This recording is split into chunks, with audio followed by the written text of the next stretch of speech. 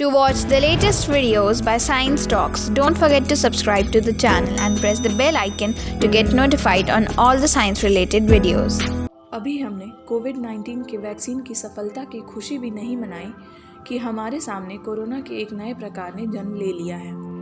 Britain में corona virus के नए प्रकार के सामने आने के बाद यह धीरे धीरे पूरी दुनिया में अपने पैर पसार रहा है।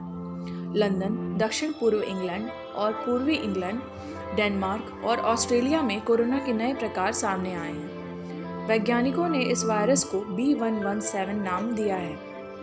ब्रिटेन में बढ़ते हुए मामलों को देखते हुए सरकार ने ब्रिटेन में अब तक का सबसे सख्त लॉकडाउन लगाया है। दुनिया भर में वायरसों के जेनेटिक कोड पर नज़र रखने वाली संस्था नेक्स्ट स्ट्रेन के आंकड़ों से पता चला है कि डेनमार्क और ऑस्ट्रेलिया में भी यह वायरस मिला है। इटली, फ्रांस और नीदरलैंड में भी इसके कुछ मामले पाए गए हैं। दक्षिण अफ्रीका में भी इससे मिलता जुलता वायरस पाया गया है, लेकिन उसका ब्रिटेन में मिले वायरस से कोई संबंध नहीं है। इस नए वायरस का पता सबसे पहले सितंबर 2020 में चला था। यह वायरस कोविड-19 वायरस के मुकाबले 70% ज़्यादा खतरनाक है।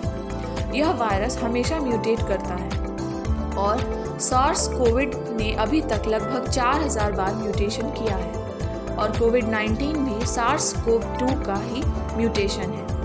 कोविड-19 के इस नए प्रकार के वायरस पर किए गए शोध के डाटा से पता चलता है कि वायरस के स्पाइक प्रोटीन में N501Y नामक म्यूटेशन हुआ है, जो मानव कोशिकाओं में बहुत आसानी से जुड़ जाता है। शोध से यह भी पता चला है कि कोविड-19 के इस नए प्रकार में स्पाइक प्रोटीन के 2 अमीनो एसिड H69 और V70 खत्म हो चुके हैं।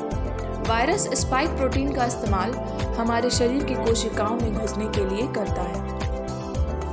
पहली बार नहीं है कि जब कोविड-19 में म्यूटेशन देखा गया है। इससे पहले फरवरी में यूरोप में D614G और उसके बाद गर्मियों में स्पेन में A222V पाया गया था, लेकिन इनका व्यवहार कोविड-19 के समान ही था।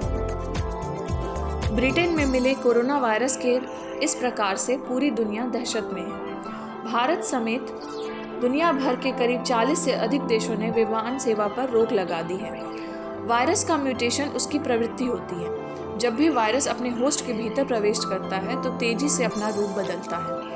अगर वह रूप बदलने में कमज़ोर पड़ता है, उसके सेल्स मर जाते हैं। लेकिन कभी कभी जब होस्ट के सेल्स कमज़ोर होते हैं तो वायरस मजबूत हो जाता है और ज़्यादा संक्रामक हो जाता है। भारत में अभी तक इस नए वायरस का कोई भी मामला सामने नहीं आया है। भारत सरकार इसके लिए सभी ज़रूरी नियमों का पालन कर रही है, लेकिन इससे हमें सावधानी बरतने की ज़रूरत है। हालांकि केरल के स्वास्थ्य विभाग के अधिकारियों के हवाले से कहा गया है कि क्योंकि यह वायरस ब्रिटेन में सितंबर से सक्रिय है और इस दौरान केरल में हज़ारों विदेशी यात्री आ चुके हैं, तो इस बात की बहुत अधिक संभावना है कि नए वायरस के मामले राज्य में हो सकते हैं।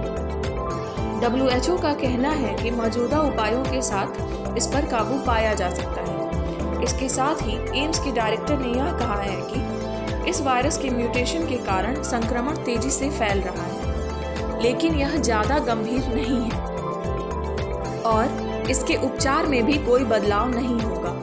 कुछ वैज्ञानिकों का मानना है कि वायरस में यह म्यूटेशन न्यूक्लियोटाइड बदलाव है, जिससे बीमारी या उसके इलाज में कोई बदलाव नहीं आता है।